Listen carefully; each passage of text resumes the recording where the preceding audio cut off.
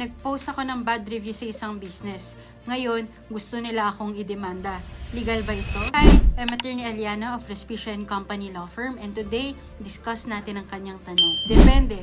Pwede ka nilang idemanda, pero hindi lahat ng negative review ay illegal. Ayon sa Philippine law, ang libel or defamation ay isang krimen kung saan ang isang tao o negosyo ay pinapalabas na may masamang reputasyon dahil sa maling pahayag. Kung ang review mo ay naglalaman ng maling impormasyon o ginawa upang manakit ng reputasyon ng negosyo, may risk na mademanda ka. Para maging libelous ang isang pahayag, ito ay dapat first, defamatory, nakasira ng reputasyon ng negosyo. Second, malicious, may layunin na manakit. Third, publish, na iparating sa ibang tao sa social media, halimbawa. And lastly, identifiable, maliwanag na tungkol sa negosyo o tao. Kung ang review mo ay totoo, may defense ka.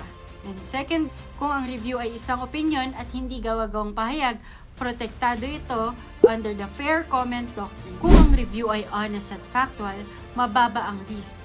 Kung ito ay pabirong hindi totoo o mapanira, mataas ang risk ng libel. Kung ang review ay totoo at hindi malicious, protektado ka sa batas. Kung may kaso, maaari ka magdepensa sa pamamagitan ng pagtutok sa katotohanan at pagsasabing walang malisya. Kung nag-aalala ka, kumonsulta sa isang abogado para sa tamang gabay.